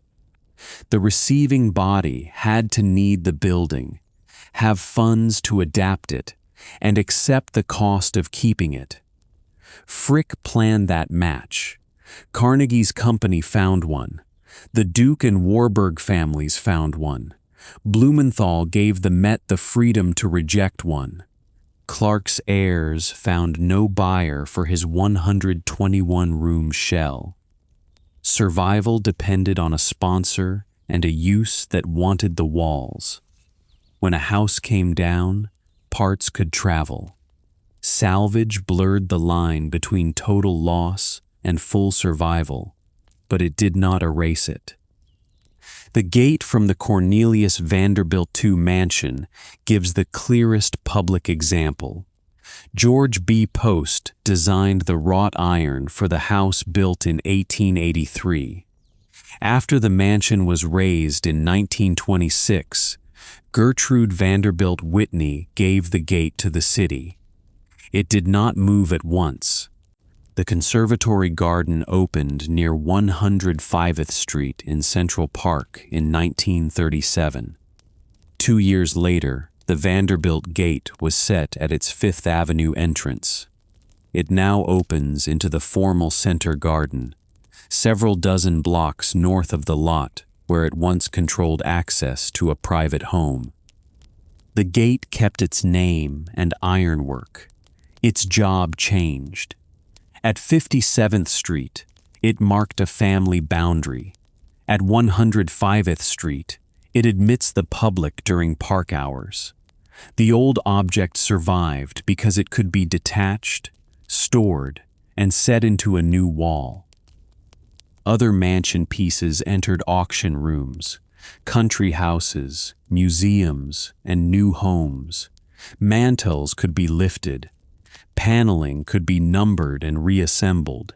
Chandeliers, doors, tapestries, furniture, and stone could be sold separately. Buyers might preserve craft while breaking the room for which it had been made. Museum period rooms show both the care and the compromise. Curators measured, photographed, removed, stored, and rebuilt interiors from threatened houses. They sometimes widened a room, supplied a missing mantel, copied plaster, or used old photos to restore a paint scheme. The result kept real fabric, but placed it in a new shell. Such work is far better than a dumpster, but it is not the same as keeping a house on its lot. A parlor removed from its windows loses the street outside.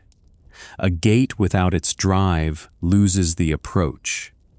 A stair set in a museum loses the bedrooms, servants' hall, roof, and garden it once tied together. Photographs carried another sort of fragment. The Byron Company and Wirtz brothers recorded mansions before, during, and after their use. Their plates preserve frontages, rooms, staff routes, and wrecking work that no visitor can inspect now. City museums hold thousands of those images. Deeds and tax files preserve the lot. Store ads preserve the new tenant. Building plans preserve the proposed tower that failed. Club rosters preserve a later use. A single site can therefore survive as scattered records even when no stone remains above the cellar. The Clark Mansion left an especially divided trail. Its art moved to the Corcoran and later reached the National Gallery of Art after the Corcoran's closure. Wrecking images stayed in New York collections. The lot carries Candela's 965th Avenue. Each part tells a true piece of the story, but no visitor can walk through Clark's full assembly. This is why salvage should not be used to soften every loss. The Vanderbilt gate is real. So is the absence of the house. One deserves care without being made to cancel the other. Two narrow houses near St. Patrick's Cathedral add another check on the roll of lot size.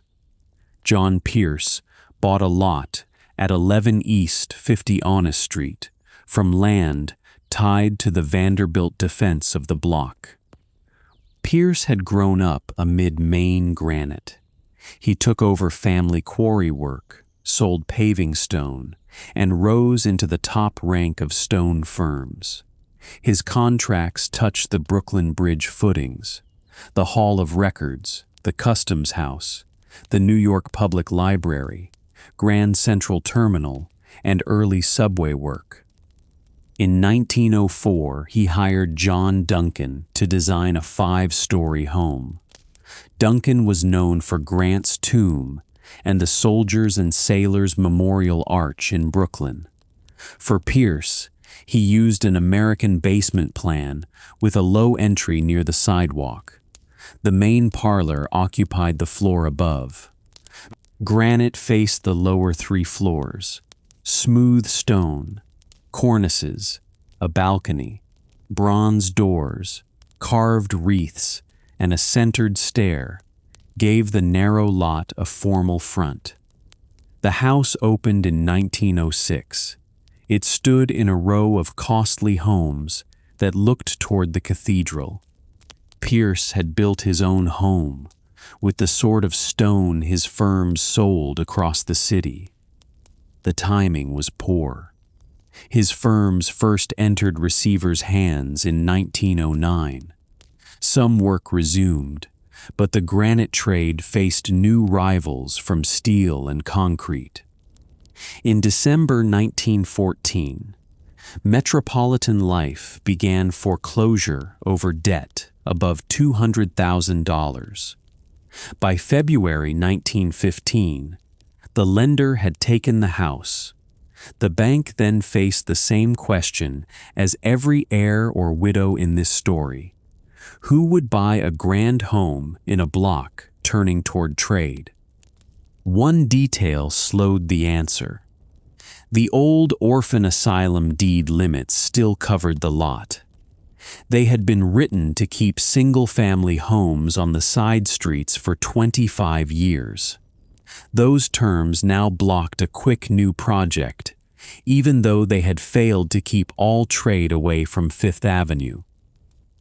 Metropolitan Life rented the house to Louise Eltinge and Mary E. Masland, who ran the Gardner School for Girls. A layout made for one rich family could take classrooms and schoolrooms without a full clearing. Eltinge and Masland bought the house in 1920. They, too, lost it through foreclosure in 1933. Later firms took the address.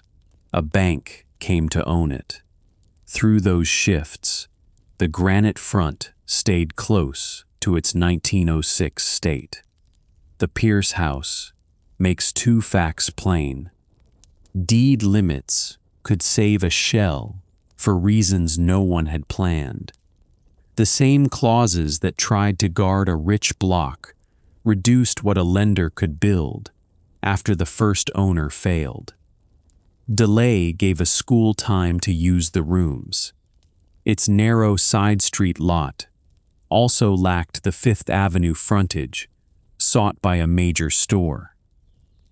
A buyer could gain prestige near the cathedral without paying to clear a corner. The old home offered a ready-made stair, rooms, and stone front. In 2009, the city named 11 East 50th Street a landmark. By then, the house had spent far more time as a school and commercial site than as Pierce's home. Its value to the street came from the full chain, not from a 4-year family stay sealed under glass. The story at number 11 also warns against sorting houses only by the wealth of the first owner. Pierce had enough money and credit to build with granite. Within 9 years, a lender held the deed. Harkness bought a house for $400,000, and his widow later sold to an art dealer. Clark died among great assets, and buyers priced his walls as a burden. Personal wealth could decide how long an owner resisted. Lot, deed, room plan, and the next tenant decided what came after. At 647 Fifth Avenue, one half of the Marble Twins kept an even more direct link to the Vanderbilt land fight. George W. Vanderbilt asked Hunt and Hunt, the sons of Richard Morris Hunt, to design the pair at 645 and 647 Fifth. Work began in 1902 and ended in 1905. William Kissam Vanderbilt bought number 647 before it was complete.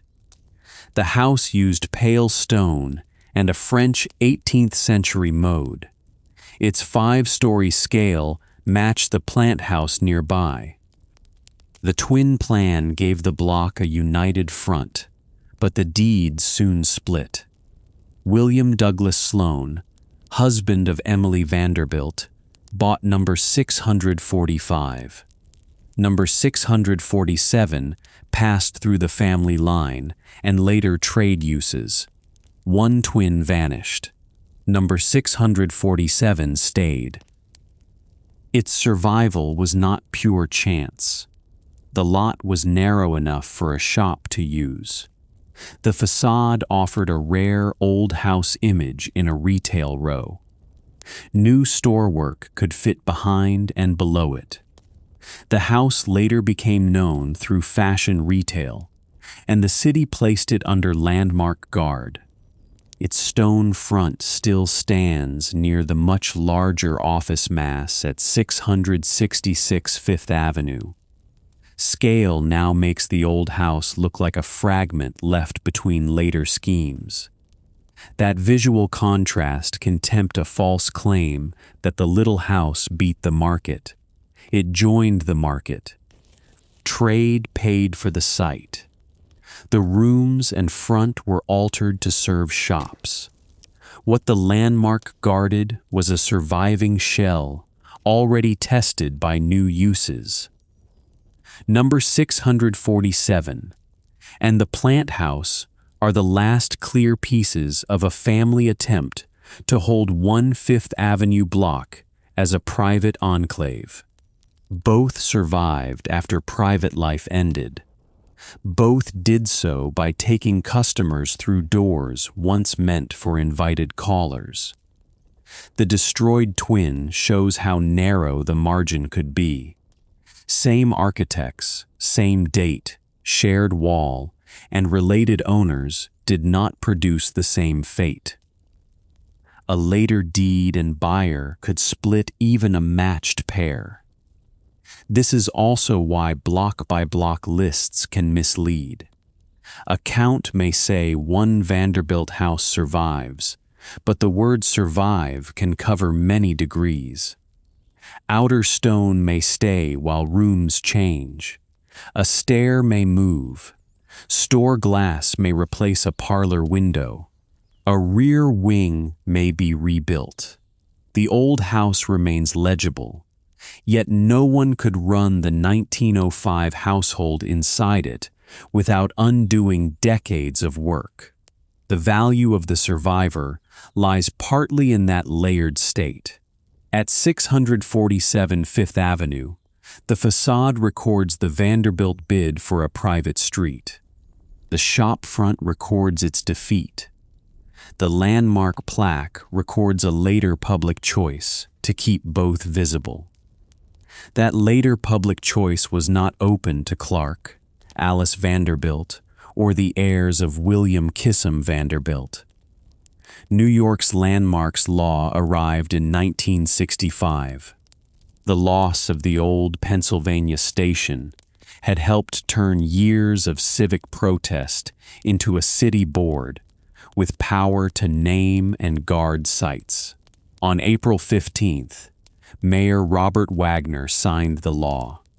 The date falls almost 4 decades after the key Fifth Avenue wreckings in this account.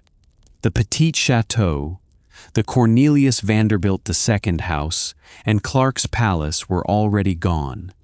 No board had weighed their public worth against a wrecking permit. No hearing had asked a buyer to show why the old shell could not stay. The law did not freeze every named site. Owners could seek approval for changes. The board had to weigh new work, use, and old fabric. Nor did the law name every old house at once. A site gained the legal shield only after formal action. Still, the law changed the sale math. Before 1965, a buyer could often treat the old house as a private obstacle. After a landmark vote, the exterior and site entered a public review.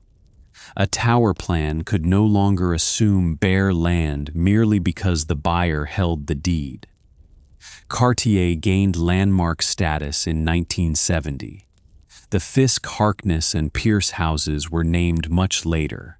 By the time each vote came, prior reuse had carried the shell across the long gap when no such law could help it. This order matters. Landmark status did not cause their first survival.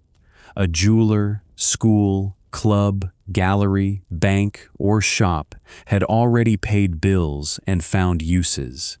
The law then made later clearing harder. The houses lost in the 1920s had faced the most intense years without either kind of help. Some lacked a next tenant who wanted the shell. All lacked a city board able to ask for one.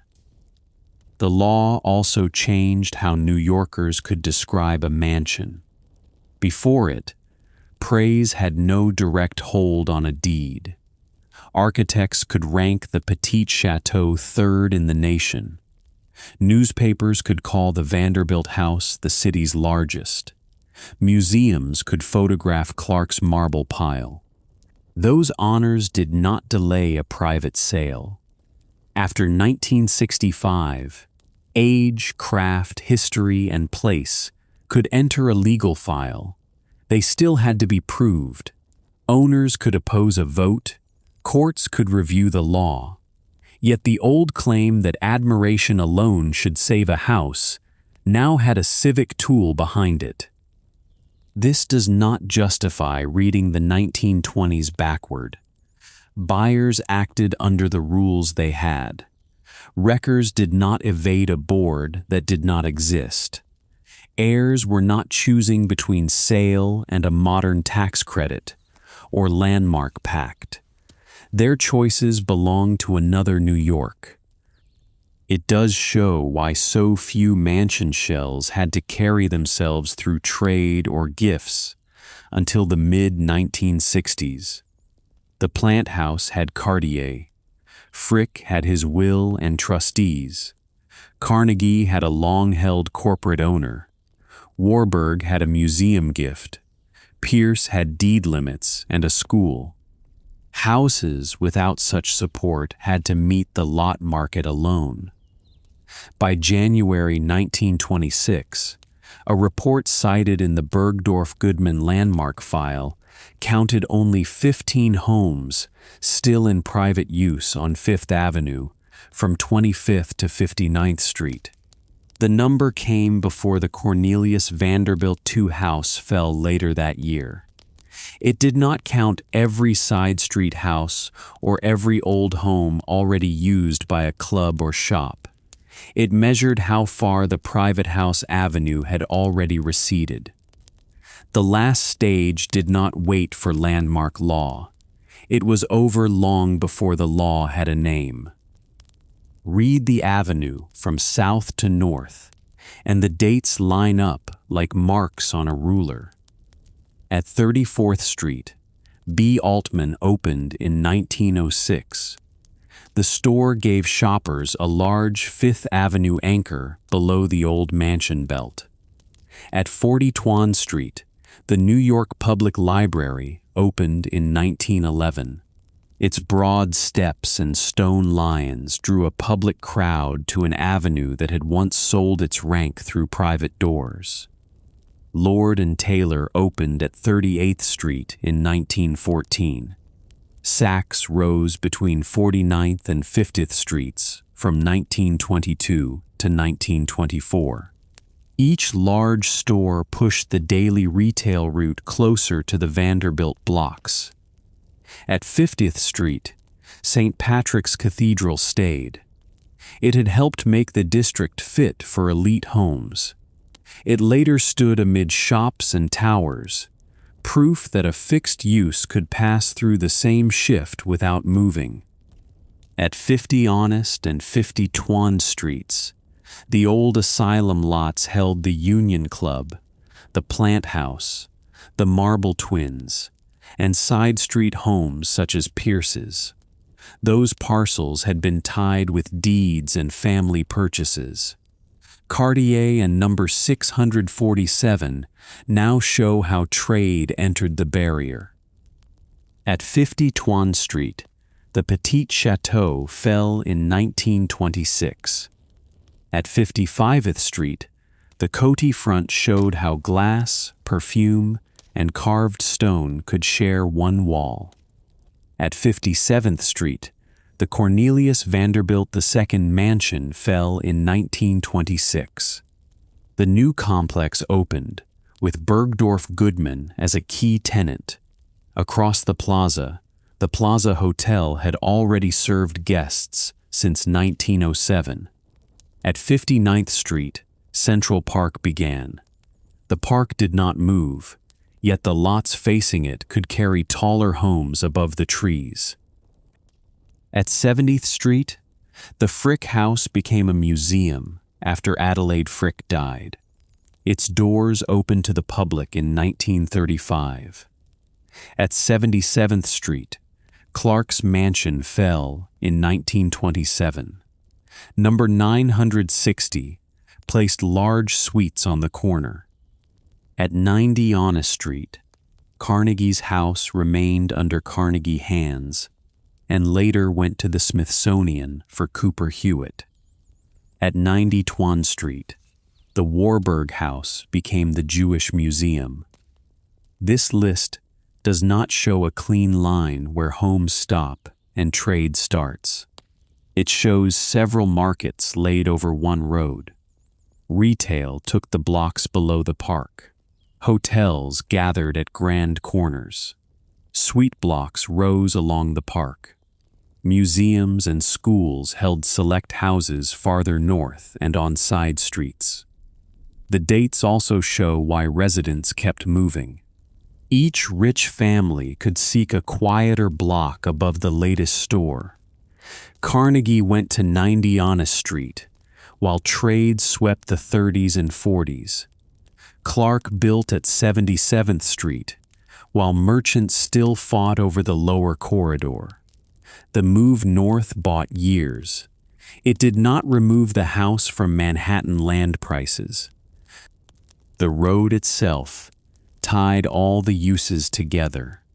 A jeweler wanted to be where rich people rode and walked. A hotel wanted park views and rail links. A museum wanted visitors, a known address, and rooms fit for art.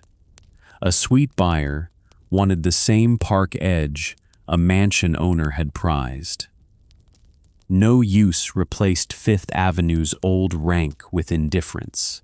Each new use bought the rank and applied it to more people. A shop sold goods to crowds. A hotel sold nights to guests. A cooperative sold shares to several families. A museum sold or granted entry by hour and rule. That is why the avenue kept much of its elite image after so many elite homes were gone. The image had left the household and entered the address. The map also shows what could not be copied after a wrecking. Another store could use pale stone. A suite block could offer a dining room. A hotel could hire a doorman. None could restore the exact link among Clark's 121 rooms, his chosen art, his private staff, and his 77th Street lot. The new sites were not fake mansions. They were different tools built from the same demand for place, display, and controlled access. By the time a landmarks board could guard old walls, Fifth Avenue had learned to supply those demands without a single family palace. The cases can now be placed side by side.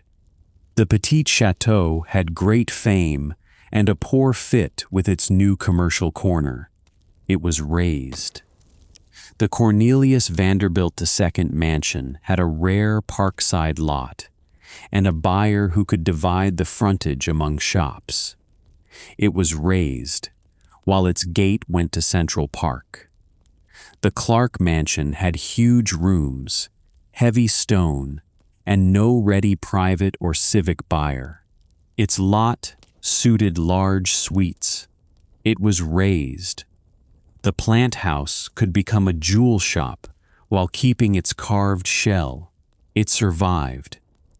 The Fisk-Harkness house could pass from dealer to motor club, antique shop, flats, and school. It survived through repeated change.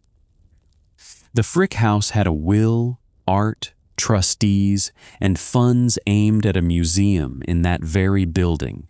It survived. The Carnegie, Duke, and Warburg houses found museums or a school willing to use their rooms. They survived. No one item decides the result.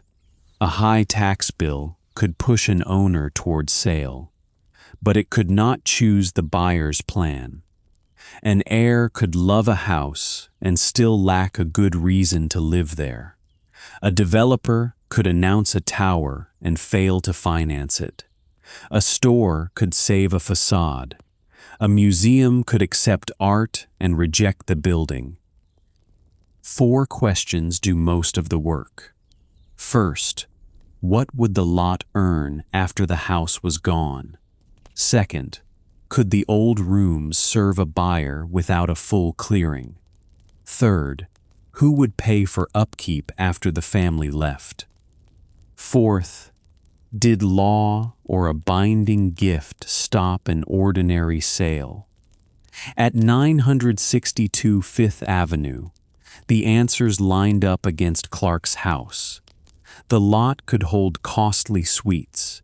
The old rooms did not suit that plan. No museum or school accepted the shell. No landmark rule blocked the wreckers. At 651 Fifth Avenue, the answers differed. Cartier wanted the address and much of the outer shell. Sales paid the bills. A city landmark vote later guarded the result.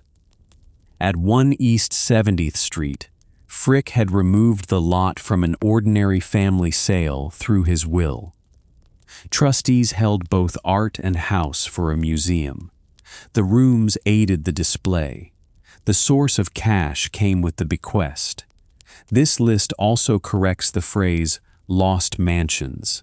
Some were lost in full. Some were cut up but remain legible. Some kept their fronts and lost nearly all private use. Some became museums, whose rooms still depend on modern ducts, wires, alarms, and visitor routes. Survival has degrees. Yet the broad map is clear. Below Central Park, Fifth Avenue moved from houses to stores, offices, clubs, hotels, and churches hemmed by trade. Along the park, suites and museums took more of the old lots. Farther east, on side streets, smaller houses often had a better chance because no major retailer required their frontage. The shift did not sweep north at one speed. B. Altman opened at 34th Street in 1906. Saks reached 49th Street in 1924. The Vanderbilt sites around 52nd and 57th fell in 1926. Clark's house at 77th fell in 1927. Warburg's house at 92nd became a museum in the 1940s. Carnegie's house at 90 Honest became Cooper Hewitt's home in the 1970s. These dates make the avenue look less like a wave and more like a set of deals. Each closing changed the next owner's choices. A store drew shoppers. A hotel brought guests. A suite block set a new scale. A museum fixed one lot in place. The block changed deed by deed. What held the deals together was the growing gap between one family use and all the other things Fifth Avenue land could do.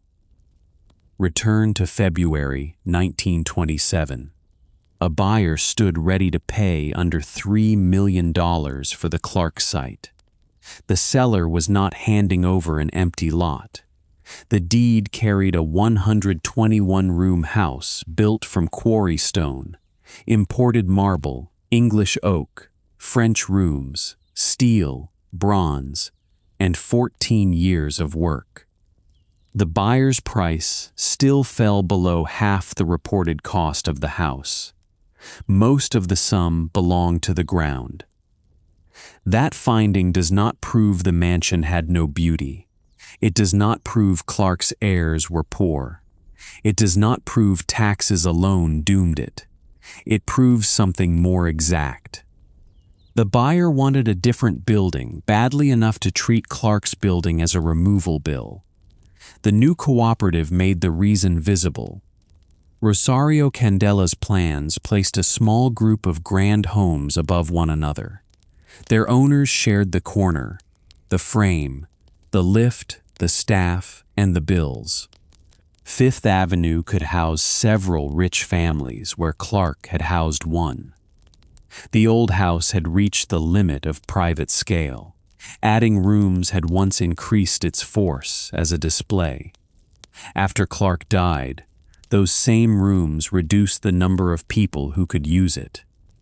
The quarry and foundry had made the house harder to copy. They also made it harder to clear. Across the avenue's history, wealth had performed two opposite acts. It had made the mansions possible, and it had made their lots tempting. The Jones sisters and Vanderbilts moved the elite address north. Their palaces drew shops and clubs. Retailers paid to stand near them. Suite builders paid to look over the park they had helped make fashionable. The families did not build with a wish to prepare land for stores. The result came from many later choices. The orphan asylum sold. The Vanderbilts blocked a hotel. B. Altman moved. The Fifth Avenue Association fought factories. New York zoned land. Saks opened. Estates sold. Banks financed some schemes and killed others. Cartier adapted one house. Brown cleared another. Candela stacked homes where Clark's galleries had stood. That chain is why a single villain would weaken the account. No record decided the avenue's fate alone. No tax act selected 962 Fifth Avenue. No heir could control all nearby lots. The street changed through lawful acts that often made sense to the person taking them. The cost appears when the acts are viewed together. Dozens of private houses that had made Fifth Avenue famous vanished within a few decades. Craft that had taken years to gather could be torn out in months. A room survived here, a gate there, while the joined work disappeared. The surviving houses show what was required to resist the lot. A new user had to want the shell. A donor had to tie money to care. A school had to need the rooms. A shop had to turn old stone into sales. Later, landmark law could add a public review that the Petit Chateau and Clark House never received. The title can now be stated without metaphor. Fifth Avenue's 121-room mansion became worth less than its land because the reported sale assigned most of the price to the lot, while the house itself made the buyer's next project harder. One private palace came down. 12 mansion-sized suites rose. The ground did not become more elegant when the wreckers cleared it. It became easier to divide.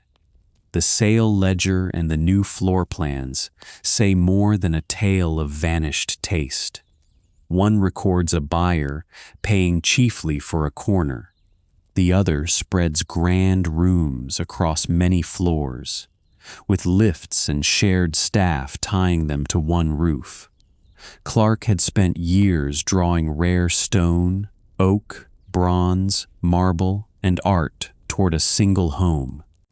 Candela drew several homes toward the same address.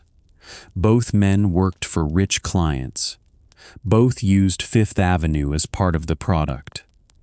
The break lay in who could buy a share of the result. Clark's gate opened for one host and his guests. Number 960 offered separate keys to several owners. The lot could now earn from each key, while no buyer had to carry all 121 rooms. That was enough.